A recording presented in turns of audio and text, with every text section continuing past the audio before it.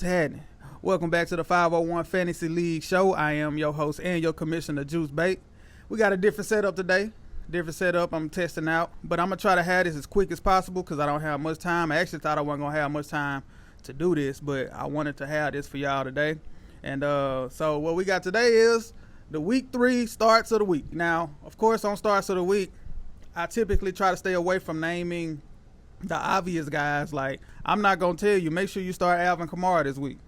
He's the number 1 running back in fantasy. Of course you're going to start him. So let's jump right into it. My first quarterback start of the week is Dak Prescott versus the Ravens. The Ravens defense is 32nd against the pass. That's dead last. Coming off of that loss last week against the Saints, I think they're going to come out and try to get it going early. Now, the Dallas Cowboys does not have a running game, so they're going to have to utilize Dak Prescott and CeeDee Lamb and Jalen Tolbert and if Jake Ferguson if he's going to play. But if not, the other tight end, Schoonmaker, they're going to have to work in the passing game, Brandon Cooks.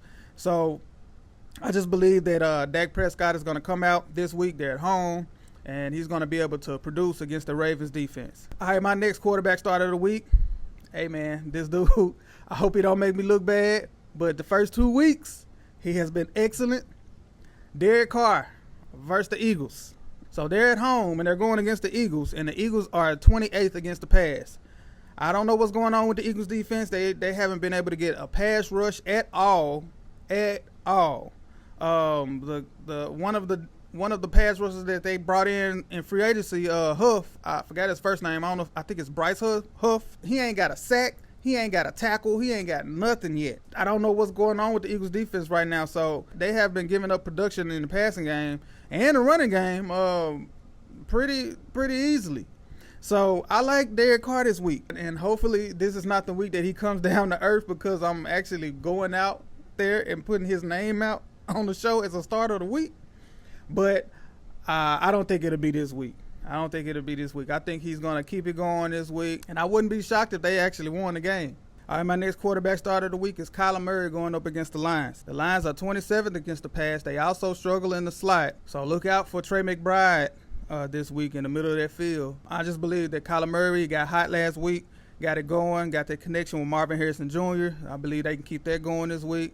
And, Kyler Murray against the Lions at home should be a good one. And my next quarterback I want to mention, I'm not going to put him as a starter of the week yet because I don't want him to make me look bad. I'm kind of scared of it. That's why I ain't saying he's starter of the week, so I'm going to have him as an honorable mention. But I want to mention Caleb Williams going up against the Colts. He's on the road against the Colts. And if you look at the Colts defense against the pass, they're actually top 10. They're 9th against the pass. Now, why would I put Caleb Williams, who has not looked that great, why would I put him as an honorable mention on the stars of the week when the Colts defense are 9th against the pass? Well, I think they're 9th because they're so bad against the run and teams are just running against them. It's not like they're great against the pass. They're actually allowing 78% completions in the passing game. They're also allowing 120.6 quarterback rating. So it's not like they're good against the pass. It's just they're so bad against the run that teams are running against them. I wouldn't be surprised if Caleb Williams gets his first touchdown, maybe 2 touchdowns this week against the Colts. All right, let's move on to running back. First running back I want to mention is DeAndre Swift. He's going up against the Colts. Like I just said, the Colts, they're not good against the run. And they're actually dead last. They're 32nd against the run. DeAndre Swift has not looked good. He's looked terrible, atrocious, pathetic, whatever word you want to use. But I wanted to bring him up on starts of the week because of the Colts defense is so bad against the run. So if he don't get it done this week, if he can't get it done this week, then it's probably time to just go away from DeAndre Swift. I wouldn't be if he struggles this week. I wouldn't be surprised if they start using Khalil Herbert more and DeAndre Swift goes to the bench or as the number 2 running back. And Khalil Herbert gets more of the snap percentage. But I don't think that's going to happen. I think DeAndre Swift will produce this week against that sorry Colts run defense. And that's why I got him here as a starter of the week. All right, my next running back I want to mention is Zamir White. He's going up against the Panthers. The Panthers are 31st against the run. Zamir White also has not looked good, but the Panthers can make anybody look good. I just believe that Zamir White can finally get some production this week. I wouldn't be shocked if he get a touchdown or 2. And with all the injuries that everybody's dealing with, if You need a running back to put in your lineup. If you got Zamir White, feel comfortable putting them in this week because they got the Panthers at home. My next running backs that I want to mention is a pair. It's a duo. The Browns running backs against the Giants. The Giants are 28th against the run. They can't stop the run either. And the Browns are using Deonta Foreman and Jerome Ford. Last week, surprisingly, Deonta Foreman got more carries than Jerome Ford. So if they do that this week, then Deonta Foreman more so than Jerome Ford. But I feel comfortable in both of them this week.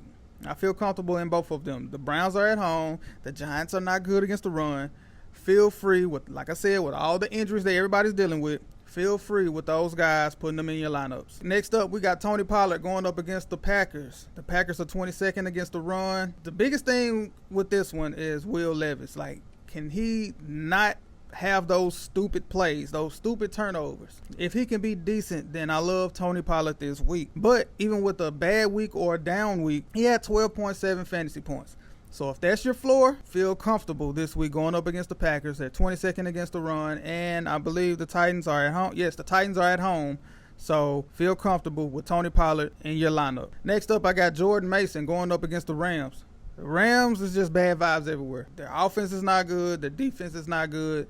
They got injuries all over the place on offense. It's just not good. So their defense not being good against the run, and with their offense losing Cooper Kupp, Puka Nacua, and 3 or 4 offensive linemen, their offense might struggle again, and the 49ers, they can run that ball. So they got one of the best, if not the best, offensive line in the NFL. So that's a recipe for Jordan Mason to just have a field day. This might be the last week that I'm able to mention Jordan Mason because he might become one of those guys that, of course, I'm going to start.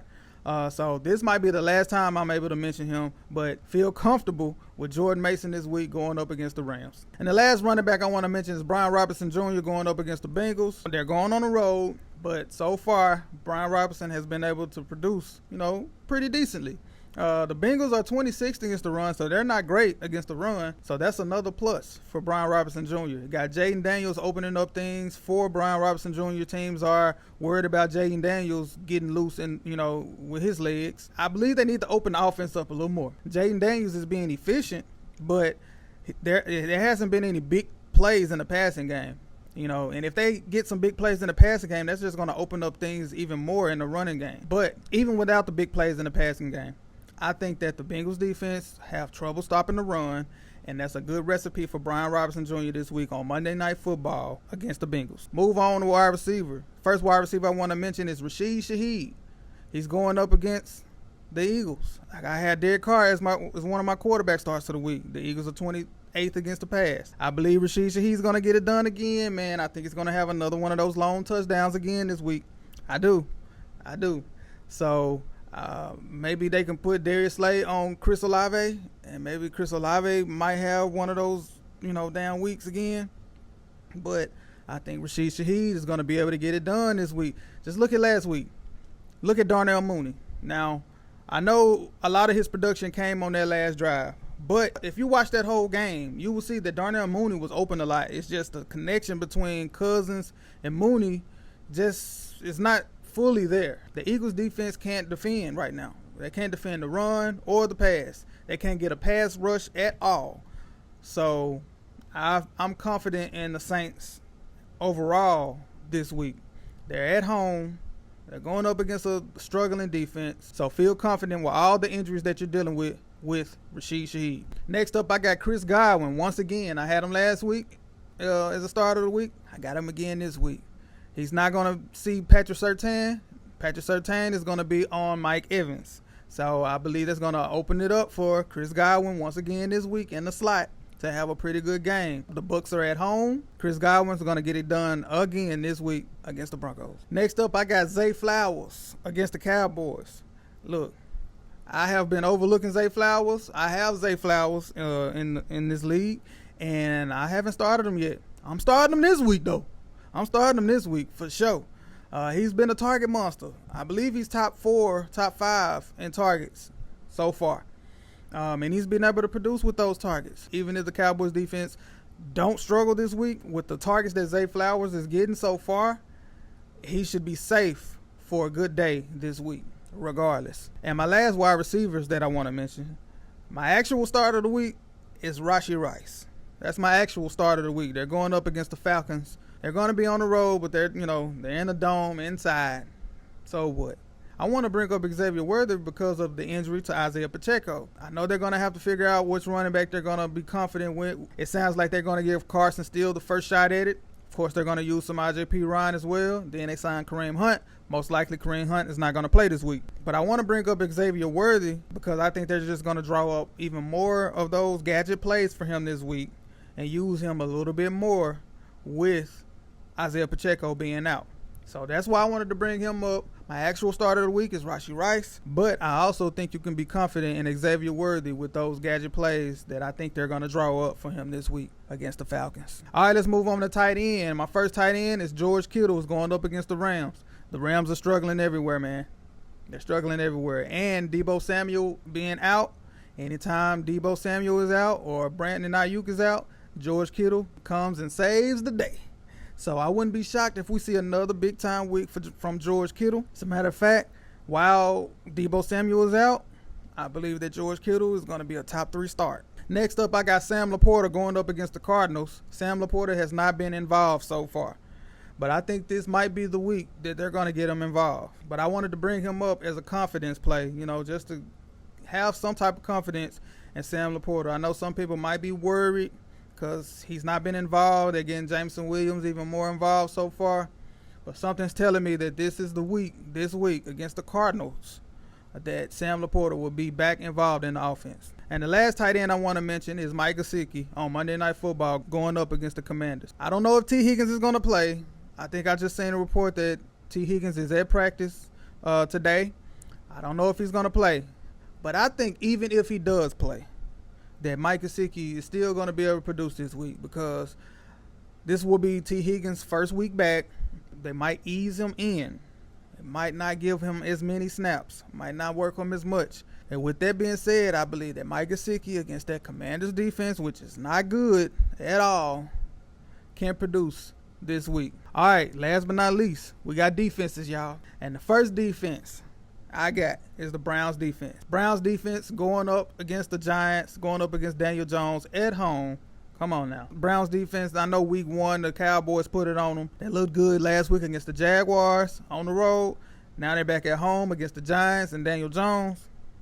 Come on now. Browns defense, start of the week. Next up, I got the Buccaneers defense going up against the Broncos. They're also at home, and they're going up against Bo Nix. Broncos have not been able to get anything going. Javonte Williams haven't been able to get it going. Jaleel McLaughlin hasn't been able to get it going.